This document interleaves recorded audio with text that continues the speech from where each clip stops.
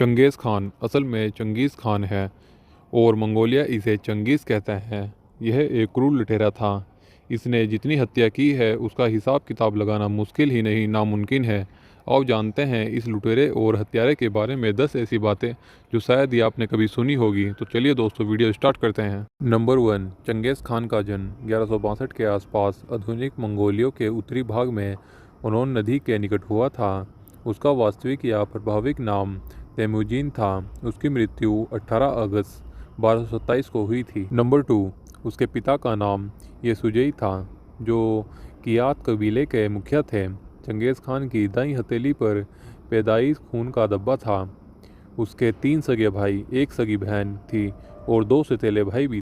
Number 3, 12 वर्ष की आयु में चंगेज़ की शादी बोरेत के साथ हो गई थी जिसके बाद में अपहरण हो गया था।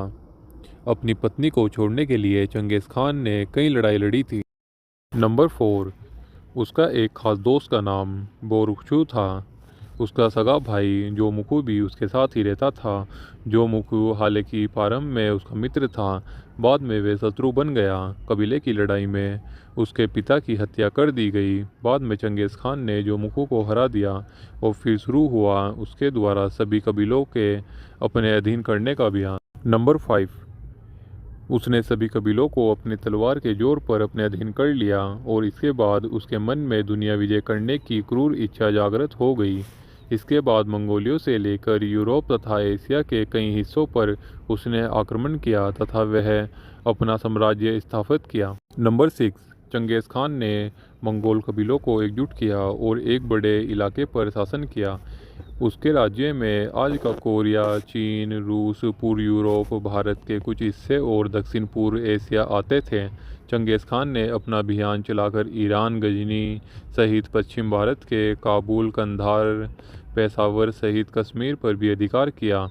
इस समय चंगेज़ खान ने सिंधु नदी को पार कर उत्तरी भारत और असम के रास्ते मंगोलिया वापस लौटने की सोची, लेकिन वह ऐसा नहीं कर पाया।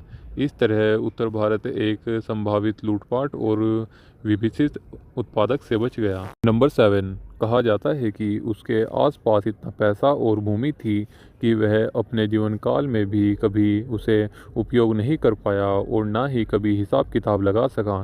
चंगेज़ खान पर लिखी एक प्रसिद्ध किताब के लेखक जैक वेदरफोर्ड ने कहा है कि जीवन भर लूटकर सारी दुनिया से पैसा इकट्ठा करने वाले चंगेज़ खान ने कभी खुद पर परिजनों पर खर्च नहीं किया। मरने के बाद भी उसे साधारण तरीके से दफनाया गया था। उसे दुनिया के अमीरों में शामिल किया जाता है। नंबर 8, चंगेज़ खान प्रभावित तौर पर एक मंगोल शासक था और बौद्ध धर्म का अनुयायी था। चंगेज़ खान अपने संगठन शक्ति, बर्बरता तथा साम्राज्य विस्तार के लिए खुशियात रहा। एक नए अनुसंधान के लिए इस क्रूर मंगोल योद्धा ने अपने हमलों में इस कदर लूटपाट की और खून खराबा किया कि एशिया में चीन, अफगानिस्तान सहित उज़्बेकिस्तान, तिब्बत और बर्मा आदि देशों की बहुत बड़ी आबादी का सफाया हो गया था। मुसलमानों के लिए तो चंगेज़ खान अल्लाह का कहर था। कहते हैं कि उसने हमलों में तकरीबन 4 करोड़ लोगों को मार दिया था। नंबर 9, कहते हैं कि चंगेज़ खान ने दर्जनों शादियाँ की थी जिससे उसके कम से कम 200 पुत्र हुए थे। फिर भी उनमें से कई पुत्रों ने आगे जाकर राज्य कायम किया और साथ ही साथ विशाल हरम रखे जहाँ उनके बड़ी तादाद में बेटे पैदा हुए। कुछ वर्षों पहले एक अनुवांशिक शोध ने यह पता किया था कि पूर्व मंगोलिया साम्राज्य की सीमा में रहने वाले 8% के सभी लगभग पुरुषों की वाई क्रोमोसोम के अंदर एक ऐसा निशान मौजूद है जिससे पता चलता है कि वह मंगोलिया शासक के खानदान से संबंधित रखते हैं। इस अनुसंधान से ये परिणाम निकल कर आया है कि दुनिया में करीब 1 करोड़ 60 लाख पुरुष यानी दुनिया के पुरुषों की कुल संख्या में से 0.5% हिस्सा चंगेज़ खान से संबंधित रहता है। अनुसंधान के अनुसार पाकिस्तान के हजारों कबीले के लोगों में चंगेज़ खान का ही खून है।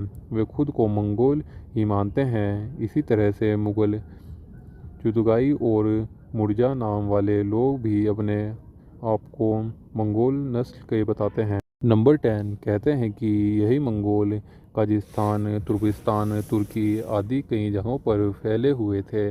बाद में इन्होंने बौद्ध धर्म छोड़कर इस्लाम अपना लिया और यह कालांतर में मंगोल से मुगल हो गए। हालांकि इस संबंध में अभी भी शोध करने की आवश्यकता है। तो दोस्तों, अगर आपको हमारी यह वीडियो पसंद आई हो तो वीडियो को लाइक एंड चैनल को सब्सक्राइब जरूर कर देना। धन्यवाद।